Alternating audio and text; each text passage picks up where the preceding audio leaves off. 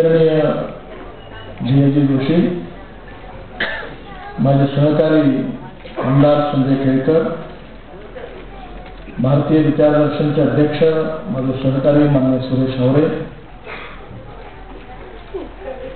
ज्येष्ठ पत्रकार आणि तरुण भारतच्या जडणघडणीमध्ये सुरुवातीपासून सातत्याने चांगल्या आणि वाईट काळामध्ये तरुण भारताचे व्रत अखंडपणे पार पाडणारे माझे दुसरे मित्र माननीय दिलीप करंबेकर, तरुण भारताचे संपादक दत्ता पंचवार,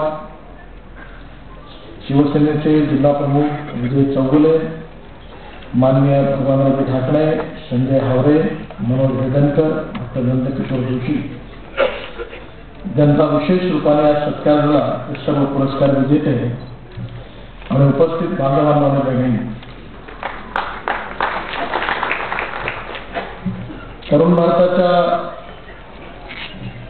आजच्या या कार्यक्रमामध्ये सहभागी होत असताना मला विशेष आनंद होतो आहे की तरुण भारताने 6 वर्ष उत्तमपणे वाटचाल केलेली आहे आणि त्याबद्दल मी सुरेश हावरे, श्री दिलीप करंबेकर आणि तरुण भारताचे सर्व संपादक कर्मचारी यांचं मनापासून अभिनंदन करतो आणि त्यांना धन्यवाद देतो.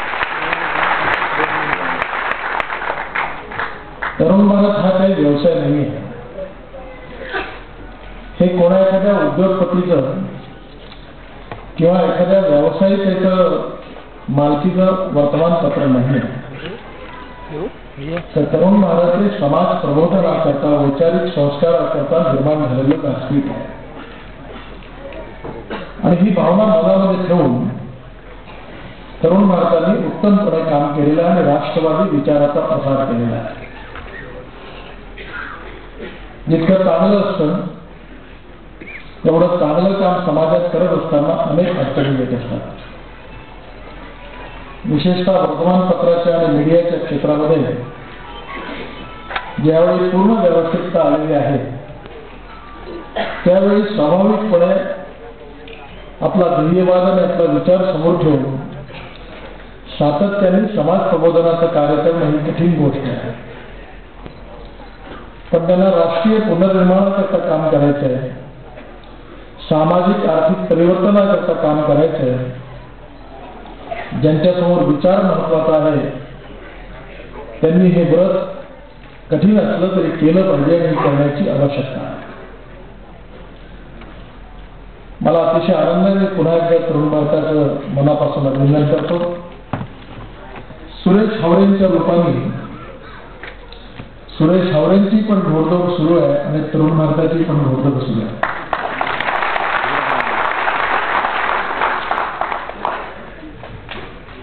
सुरेश हावरे अतिशय निस्पृह, निस्वार्थी, राष्ट्रीय स्वयंसेवक संघाचे उत्तम स्वयंसेवक आणि एक उत्तम नागरिक, एक उत्तम व्यावसायिक म्हणून त्यांची प्रतिमा आहे. पण विशेष रूपाने हावरे परिवाराशी माझा जो संबंध आला तो सुरेशजींच्या वडिलांमुळे संबंध आला, दादा हावरेंमुळे. दादा हावरेंनी आपलं संपूर्ण जीवन राष्ट्रीय स्वयंसेवक संघ आणि नंतर जनसंघाकरता समर्पित केलं होतं. अमरावती जिल्ह्यामध्ये अतिशय अडचणीच्या काळामध्ये दादा लोकसभेकरता उभे होते.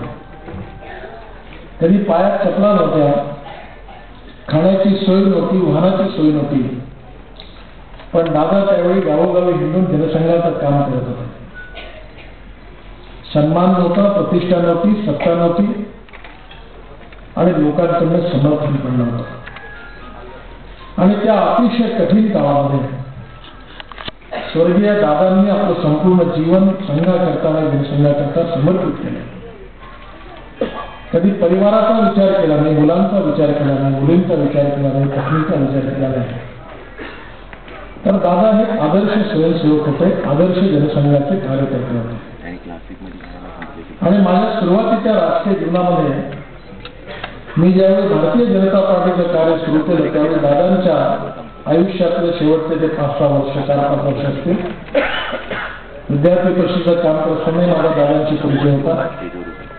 त्यामुळे दादांचं जीवन हे एका व्रतस्थ कार्यकर्त्याचं जीवन होतं आणि दादांनीच तेच संस्कार आपल्या सर्व मुलांवर केले. म्हणून दादांसाठी अतिशय उत्तम आणि चांगली मुलं आज खऱ्या अर्थाने त्यांनी नाव कमवलं, हीच खरी दादांना उत्तम श्रद्धांजली. सुरेशजींची बहीण ज्यावेळी आयुर्वेदिक कॉलेजला शिकत होती तेव्हा दादा माझ्याकडे आले तिला घेऊन आणि सांगितलं आता ही तुझी लहान बहीण आहे. त्यावेळी आणीबाणीचा काळ त्यानंतर होता, कधी काय होता आणि ती नागपूरमध्ये आयुर्वेदिक कॉलेजची विद्यार्थिनी होती.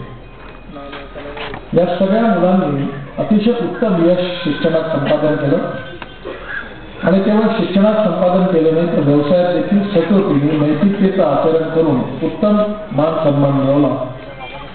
त्यामुळे हावरे परिवाराबद्दल आणि हावरे सर्व लोकांबद्दल संघ आणि जनसंघ, भारतीय जनता पार्टी या सगळ्या क्षेत्रामध्ये अतिशय सन्मानाची, मानाची आणि प्रतिष्ठेची भावना आहे. आणि माझ्याकरता तर हावरे हे माझ्या रक्ताच्या नात्यातलं परिवारासारखा या परिवाराशी संबंध आहे.